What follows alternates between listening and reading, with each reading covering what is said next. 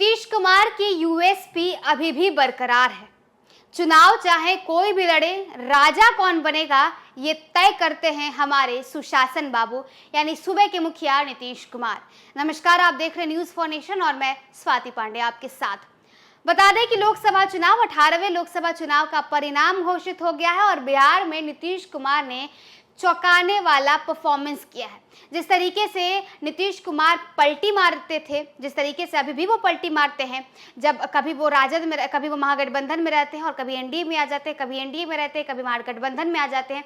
ऐसे में विपक्ष के नेताओं की तरफ से लोकसभा चुनाव जैसे ही शुरू हुआ था, विपक्ष के नेताओं की तरफ से ये बयानबाजी शुरू हो गई कि जदयू को, नीतीश कुमार को 5 सीटें भी नहीं मिलेंगी। लेकिन नीतीश कुमार ने ये सिद्ध कर दिया कि भाई अगर बिहार है तो वो सुशासन बाबू के वजह से ही है। अगर बिहार का कोई राजा बनेगा, अगर देश का कोई राजा बनेगा तो वो नीतीश कुमार को इग्नोर नहीं कर सकता है, क्योंकि किंग नहीं किंग मेकर हैं नीतीश कुमार। देखिए, बिहार में के 40 के 40 लोकसभा सीटों का परिणाम आ गया है। इसमें 30 सीटों पर एनडीए की जीत हुई है और उसमें 16 लोकसभा सीटों पर जदयू लड़ रही थी और 12 लोकसभा सीटों पर जदयू को जीत हासिल हुई है। वहीं दूसरी तरफ एनडीए को भी 12 लोकसभा सीटों पर जीत हासिल हुई है। बीजेपी बड़े भाई की भूमिका में थी, 17 लोकसभा सीटों पर चुनाव लड़ रही थी, 5 लोजपा रामविलास, 1 हम और 1 आरएलएम यानी उपेंद्र कुशवाहा। तो वहीं दूसरी तरफ अगर हम इंडिया अलायंस की बात करें तो यहाँ 9 सीटें इंडिया अलायंस के खाते में आई और 1 निर्दलीय से पप्पू यादव। अब नीतीश कुमार की चर्चा कल से ही तेज है, कल से ही लगातार उन्हें फोन आ रहा है। इतना ही नहीं, उन्हें तो ऑफर तक आ गया कि उन्हें उप प्रधानमंत्री तक बना दिया जाएगा। ऑफर लगातार नीतीश कुमार के ऊपर आ रही हैं।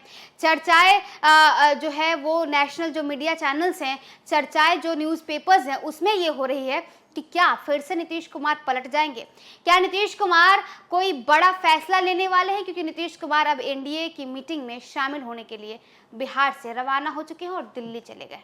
बिहार की राजनीति में पिछले 2 दशक से एक बात कही जाती है, चुनाव चाहे कोई भी पार्टी लड़े, लेकिन सत्ता के सिंहासन पर कौन बैठेगा ये नीतीश कुमार ही तय करेंगे। लोकसभा चुनाव का रिजल्ट आने के बाद ये लाइन अब केवल बिहार में ही नहीं बल्कि केंद्र में भी चरितार्थ हो गया है।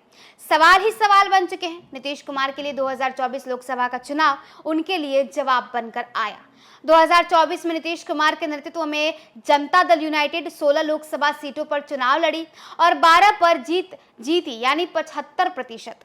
बिहार की जनता ने नीतीश कुमार को डिस्टिंक्शन देकर यह साबित कर डाला कि नीतीश कुमार का यूएसपी बरकरार है। एनडीए गठबंधन में लौटने की काफी आलोचना भी हुई। राजनीतिक गलियारों में यह कहा जाने लगा कि अब नीतीश कुमार कोई बड़ा फैक्टर नहीं रह गए। बिहार में हुए उपचुनाव के दौरान नीतीश कुमार पर यह भी आरोप लगा कि इनमें 100% कुर्मी कोयरी का वोट ट्रांसफर कराने का मादा भी नहीं रहा। महागठबंधन में रहकर जब नीतीश कुमार सरकार चला रहे थे तब पीएम नरेंद्र मोदी, गृह मंत्री अमित शाह कहते फिरते थे कि नीतीश कुमार के लिए दरवाजे खिड़कियां सब बंद है। तब भाजपा प्रदेश अध्यक्ष सम्राट चौधरी और नेता प्रतिपक्ष विजय सिन्हा अकेले चुनाव लड़ने के पक्षधर में थे। बिहार का दौरा जारी रहा, लेकिन नीतीश कुमार को फिर से एनडीए में आने पर बिहार के नेता खुश नहीं दिखे। अब तक भाजपा के प्रदेश अध्यक्ष सम्राट चौधरी और नेता प्रतिपक्ष विजय सिन्हा अकेले दम पर चुनाव लड़ने की मंशा ठान भी ली थी। तभी दबी जुबान से ही सही पर नीतीश कुमार के एनडीए में शामिल होने की काफी आलोचना हुई। कहा जाने लगा कि भाजपा के केंद्र नेतृत्व को प्रदेश भाजपा नेतृत्व पर भरोसा नहीं। अब इस भाजपा के सांगठनिक क्षमता की खूबसूरती कह ले कि नीतीश कुमार के फिर से एनडीए के सीएम बनने पर विरोध का स्वर नहीं फूटा। एक साथ सम्राट चौधरी और विजय सिन्हा को बुलाया गया और डिप्टी सीएम के रूप में प्रोजेक्ट कर दिया गया।